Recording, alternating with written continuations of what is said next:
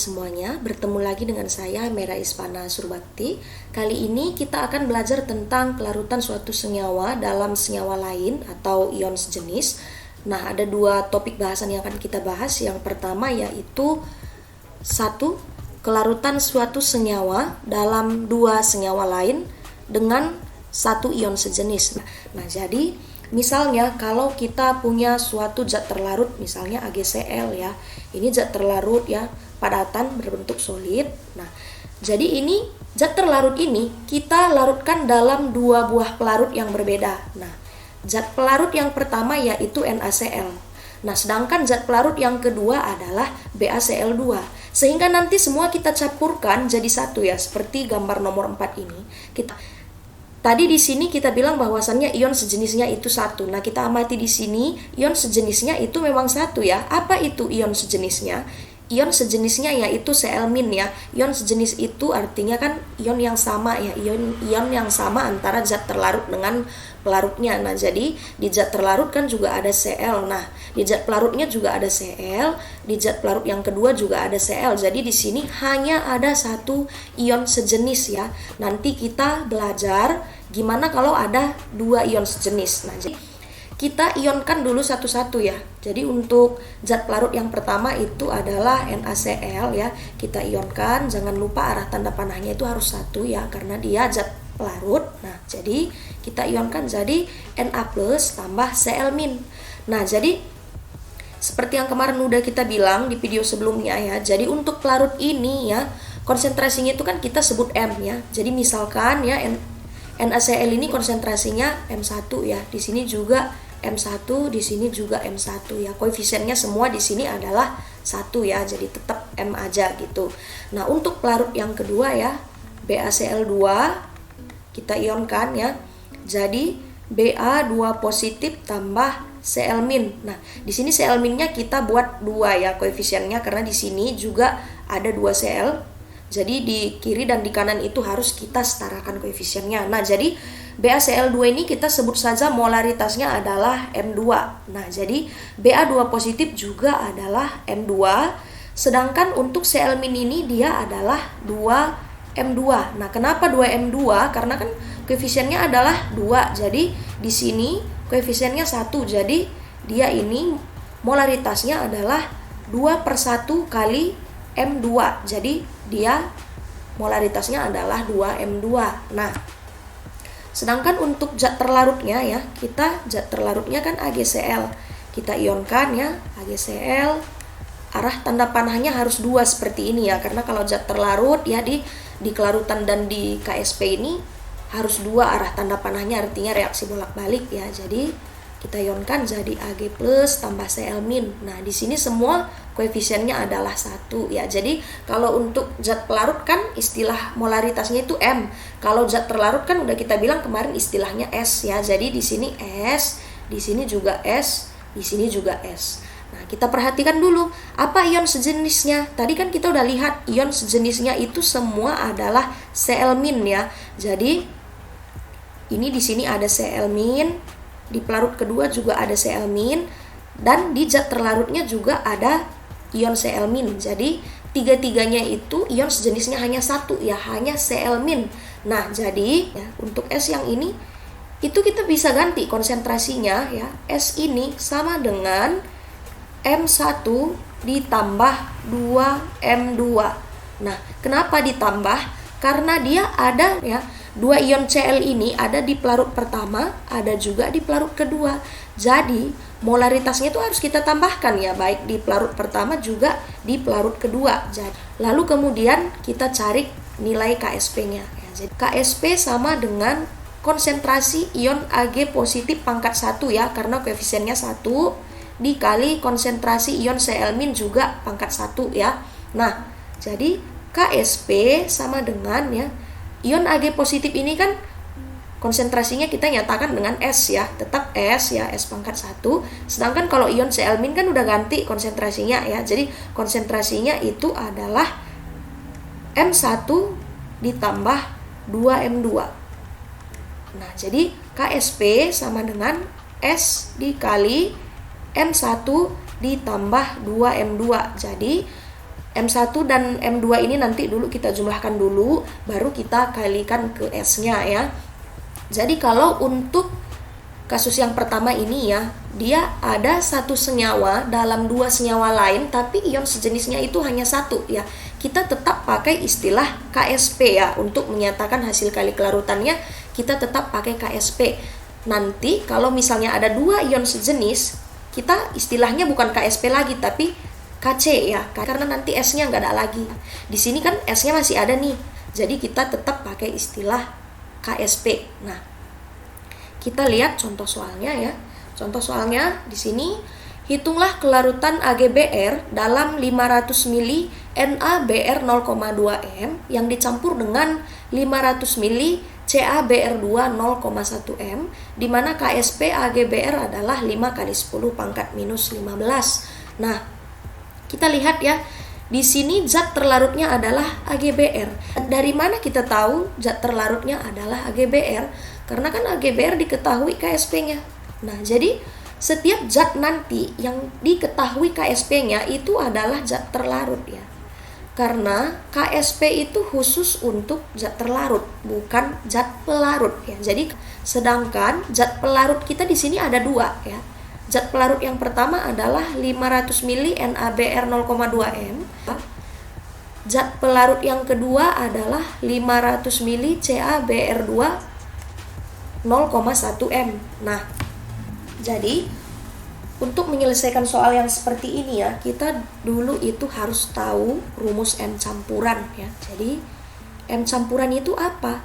M campuran itu adalah molaritas suatu zat setelah dicampur dengan zat lain ya. Jadi M-nya itu nanti berubah ya, karena ini kan di sini udah 3 zat berbeda yang kita campur ya. Jadi M campuran ini nanti rumusnya ya, M zat yang pertama dikali volume zat yang pertama itu juga per volume total. Nah, jadi langsung aja ya. Yang pertama kita mau cari dulu M campurannya si NaBr. Nah, NaBr 0,2 m ya. Nah, jadi M campurannya ya, jadi M-nya 0,2 dikali volumenya itu 500. Volume totalnya 1000 ya, karena ini 500 tambah 500 ya, jadi volume totalnya 1000 mili. Nah, jadi ini hasilnya yaitu 0,1 m. Nah, jadi nanti untuk selanjutnya ya, konsentrasi NaBr ini kita nggak pakai 0,2 lagi ya, jadi kita pakai yang 0,1. Selanjutnya kita mau cari M campurannya untuk si CaBr2 ya, jadi sama dengan 0,1 dikali 500 per 1000. Ini hasilnya yaitu 0,05 m. Nah, jadi untuk selanjutnya nanti konsentrasi CaBr2 yang kita pakai ini 0,05 m ya. Nah, jadi nanti untuk daftar kation dan anion ya, tinggal lihat di link deskripsi yang saya kasih di bawah. Nanti teman-teman bisa lihat daftar kation anion dan bisa dipelajari sendiri. Nah, jadi sekarang setelah kita dapat M campuran, selanjutnya kita akan mengionkan zat pelarut dan zat terlarutnya masing-masing ya. Jadi untuk yang pertama itu zat pelarut 1 ya, kita ionkan jadi NaBr, kita ionkan jadi Na plus tambah Br min. Ingat ya, kalau untuk pelarut arah tanda panahnya 1 seperti ini ya. Kan koefisiennya semua adalah 1. Nah, jadi kita masukkan konsentrasi NaBr setelah dicampur ya. Konsentrasinya yang baru itu adalah 0,1 m. Nah, jadi kita masukkan ya, di sini 0,1 ya. Di sini juga 0,1 dan di sini juga 0,1 ya. Semuanya sama karena koefisiennya semua 1 ya. Nah, untuk zat pelarut yang kedua ya, kita ionkan lagi pelarut keduanya yaitu CaBr2. Ca2 positif tambah Br min ya. Jadi di Br min ini kita buat koefisiennya 2 ya, karena di kiri kan juga ada CaBr2 ya, jadi biar setara ya. Jadi kita masukkan konsentrasinya sekarang yaitu 0,05 ya. Nah, di sini juga 0,05, sedangkan kalau di Br ini konsentrasinya yaitu 2/1 kali 0,05 ya, karena koefisiennya itu tadi adalah 2 ya. Jadi untuk Br ini di sini adalah 0,1 m ya. Nah, selanjutnya kita akan mengionkan zat terlarutnya. Nah, jadi kan zat terlarutnya itu adalah AgBr. Nah, kita ionkan ya. AgBr, jangan lupa arah tanda panahnya itu 2 ya, karena diionkan jadi Ag plus tambah Br min. Sini kan ada S ya. Di sini juga ada S, di sini juga ada S. Sekarang kita lihat ion senamanya yang mana atau ion sejenisnya yang mana. Ion sejenisnya itu Br ya, karena di zat pelarut 1, zat pelarut 2, zat terlarut juga semua ada Br. Nah, jadi untuk S di Br min ini ya, untuk S yang ada di Br min, ini nanti kita ganti jadi 0,1 ditambah 0,1 ya, hasilnya adalah 0,2. Dari mana 0,1 tambah 0,1? Ya tentu dari zat pelarutnya. Dari zat pelarut yang pertama di sini kan ada 0,1 nih Br minnya. Dari zat pelarut yang kedua di sini juga Br minnya ada 0,1. Jadi seperti yang udah kita bahas sebelumnya tadi, molaritasnya itu ditotalkan ya. Nah, jadi sekarang kita cari nilai KSP-nya. Nah, KSP sama dengan konsentrasi ion Ag positif ya dikali konsentrasi ion Br min ya, masing-masing dipangkatkan 1 ya, karena koefisiennya semua adalah 1 ya. Nah, kita kan udah tahu KSP-nya tadi adalah 5 kali 10 pangkat minus 15, jadi langsung kita ganti. Konsentrasi ion Ag positif ini tadi ya, kan itu yang kita cari ya, kelarutan tadi ya. Nah, jadi kan konsentrasi Br min ini kita ganti langsung jadi 0,2 ya. 0,2, jadi ya Ag plus sama dengan 5 kali 10 pangkat minus 15 ya, per 0,2. Jadi kita bisa hitung konsentrasinya yaitu 25 kali 10 pangkat minus 15 atau sama dengan 2,5 kali 10 pangkat minus 14. Nah, jadi kelarutan AgBr ya dalam 500 mili larutan NaBr2 0,2 m yang dicampur dengan 500 mili CaBr2 0,1 m adalah sebesar 2,5 kali 10 pangkat minus 14.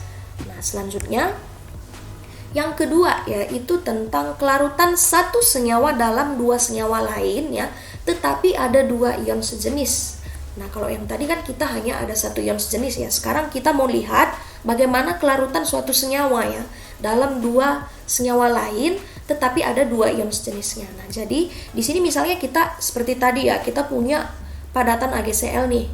Nah, ada zat pelarutnya dua. Zat pelarut pertama yaitu NaCl, zat pelarut kedua itu AgNO3 ya. Jadi kita campur ya, kita campur zat terlarut dengan dua buah zat pelarutnya ya. Jadi di sini ada dua ion sejenis ya. Ion sejenis yang pertama adalah Cl-. Ion sejenis Cl- ini adalah ion sejenis yang terdapat di zat pelarut yang pertama dan zat terlarut ya. Ion sejenis yang kedua itu Ag ya. Jadi antara zat terlarut dengan zat pelarut yang kedua, ion sejenisnya adalah Ag. Di sini ada dua ion sejenis, ada Cl-, ada Ag positif. Nah, jadi kalau kita ionkan ya, pengionannya tetap sama ya dengan yang tadi. Jadi zat pelarut 1 ada NaCl, kita ionkan ya, Na plus tambah Cl-. Nah, ini nanti adalah M1 ya. Ini juga M1, ini juga M1, sama dengan yang tadi ya. Kalau misalnya untuk AgNO3 ya, zat pelarut 2-nya kita ionkan ya, Ag positif tambah NO3 minus 1 ya. Ini M2 ya, karena koefisiennya semua 1, ini tetap M2 dan tetap M2. Ini masih sama ya. Nah, kalau untuk zat terlarutnya kita ionkan ya, AgCl, kita buat tanda panah bolak-balik ya, Ag plus tambah Cl-. Nah, ini S, ini S, ini juga S. Nah, sampai di pengionannya ini semua sama. Bedanya apa? Bedanya kan di sini kita ada dua buah ion sejenis. Ada Ag dan juga ada Cl. Nah, jadi untuk S yang ada di Ag ini, nanti ini kita ganti nilainya dengan M2. Nah, tadi kan M2 ini adalah konsentrasi Ag positif di zat pelarut ya. Sedangkan Cl- ya, Cl- ini, S-nya ini kita ganti jadi M1 ya. M1 dari pelarut yang pertama ya. Jadi nilai KSP-nya ya, kita tidak buat KSP lagi ya. Karena nilai S-nya dua-dua ini telah digantikan oleh nilai M. Jadi istilahnya Yang kita pakai itu adalah Kc. Nah, jadi rumusnya tetap sama ya. Cara mencarinya itu juga sama. Kc adalah konsentrasi ion Ag positif pangkat 1 dikali konsentrasi ion Cl- juga pangkat 1. Jadi sama seperti KSP ya. Hanya istilahnya aja yang berubah jadi Kc. Nah, jadi kita ganti nanti Kc sama dengan ya M2 dikali M1 ya. Istilah S-nya udah tergantikan ya, karena di sini kita ada dua ion sejenis, beda dengan yang tadi ya. Tadi itu hanya ada ion sejenis, jadi masih ada S yang nggak digantikan M, jadi kita masih pakai istilah KSP. Nah, jadi pada sistem kelarutan ini ya, nanti di sini ada 3 kondisi ya. Kondisi itu nanti kita bisa menentukan apakah terjadi endapan atau tidak ya. Jadi nanti itu kita bandingkan antara harga Kc ya dengan harga KSP ya. Jadi kita bandingkan nanti. Nah, untuk kondisi yang pertama ya, jika nanti Kc lebih kecil dari KSP, maka larutan itu tergolong larutan tidak jenuh atau tidak terjadi endapan ya, karena dia belum jenuh, artinya nanti masih bisa melarutkan zat terlarutnya. Nah, jika nanti Kc sama dengan nilai KSP zat terlarut, berarti nanti larutan itu adalah suatu larutan yang tepat jenuh ya. Artinya larutan itu masih mulai mengendap, berarti belum ada endapan, karena pengendapannya itu masih akan dimulai. Kalau kita tambahkan zat terlarutnya lagi ya, dia itu akan mengendap gitu. Nah, untuk term yang ketiga nanti ya, jika Kc lebih besar dari KSP ya, maka larutan itu nanti adalah suatu larutan yang jenuh atau telah terbentuk endapan. Nah, jadi sekarang kita masuk ke contoh soal biar lebih ngerti ya. Pada suhu tertentu dicampurkan 50 ml larutan BaNO3 2 kali 0,02 m dengan 50 ml larutan Na2CO3 0,02 m. Nah, di sini kita ditanya, apakah terjadi endapan BaCO3 jika pada suhu yang sama BaCO3 sebanyak 6,975 mg dapat larut dalam 500 ml air. Nah, diketahui di sini MR-nya ya. Nah, jadi di sini ini ada 2 buah pelarut ya. Ada BaNO3 ya, pelarut 1, dan ada pelarut 2-nya yaitu Na2CO3. Sedangkan zat terlarutnya adalah BaCO3. Nah, dari mana kita tahu BaCO3 itu adalah zat terlarutnya? Karena BaCO3 ini yang diketahui gramnya ya. Diketahui masanya di sini. Nah, ditanya di sini, apakah akan terjadi endapan BaCO3 ya. Jadi, hanya zat terlarut yang bisa membentuk endapan ya. Jadi, otomatis kita udah tahu zat terlarutnya adalah BaCO3. Nah, jadi yang pertama dulu kita harus lakukan di sini yaitu menentukan KSP-nya ya, dari si BaCO3. Nah, kita ionkan dulu BaCO3-nya. Arah tanda panahnya 2 ya.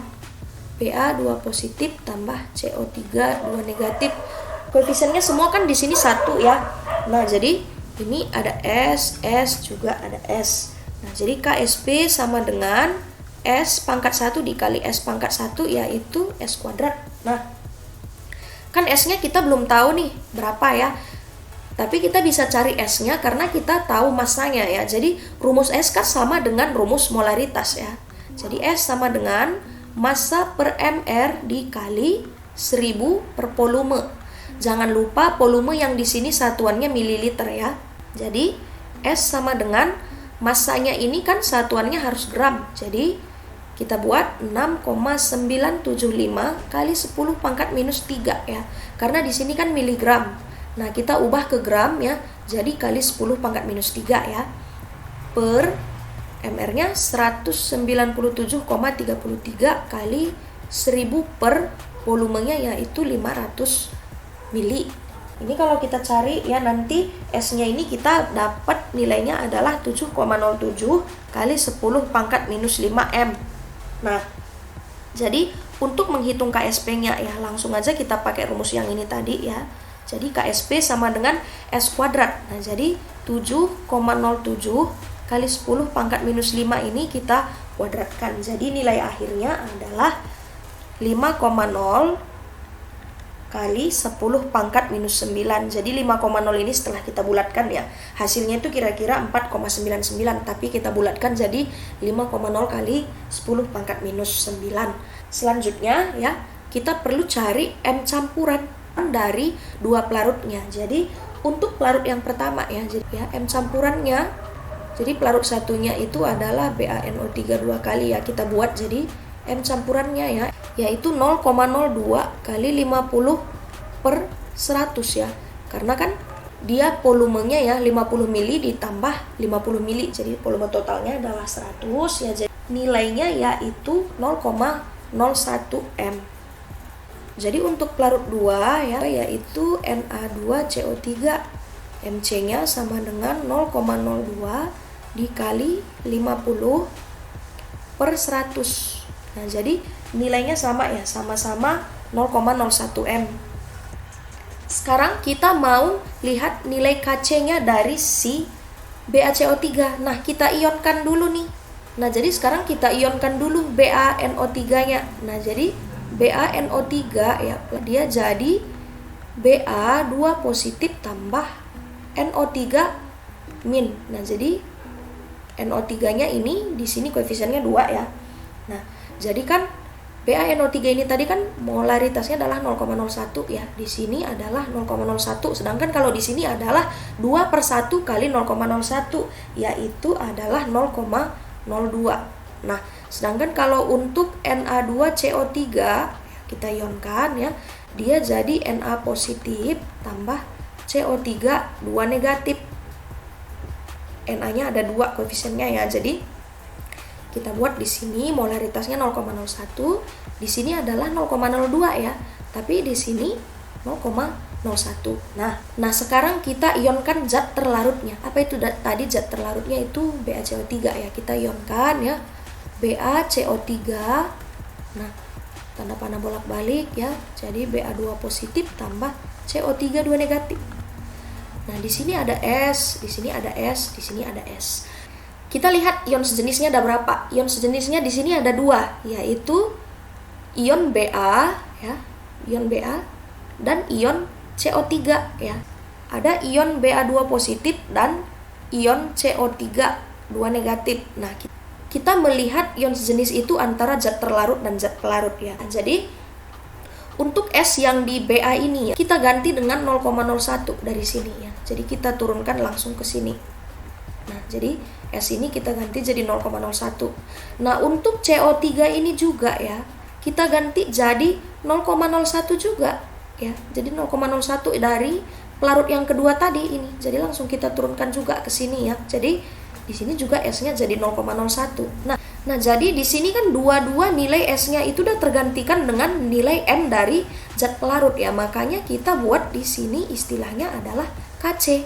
Nah, bukan KSP lagi. Kc-nya yaitu 0,01 ya dipangkat 1 ya, karena koefisiennya juga 1 dikali 0,01 pangkat 1 juga ya, karena koefisiennya semua di sini adalah 1. Jadi Kc-nya yaitu 10 pangkat minus 4. Sekarang kita mau prediksi apakah terjadi endapan BaCO3 atau tidak. Nah, kita bandingkan dengan KSP ya. Nilai KSP-nya tadi kita udah dapet 5,0 kali 10 pangkat minus 9. Sedangkan Kc-nya adalah 10 pangkat minus 4. Nah, jadi di sini Kc-nya kan lebih besar dari KSP ya. Karena 10 pangkat minus 4 ya lebih besar dari 5,0 kali 10 pangkat minus 9. Jadi Kc lebih besar dari KSP, maka akan terbentuk endapan ya. Jadi seperti inilah ya kira-kira kita bisa harus bedakan di soal itu ya. Yang mana yang ion sejenisnya ada 2 dan yang mana yang ion sejenisnya hanya ada 1. Nah, sekian video saya kali ini. Terima kasih dan sampai jumpa.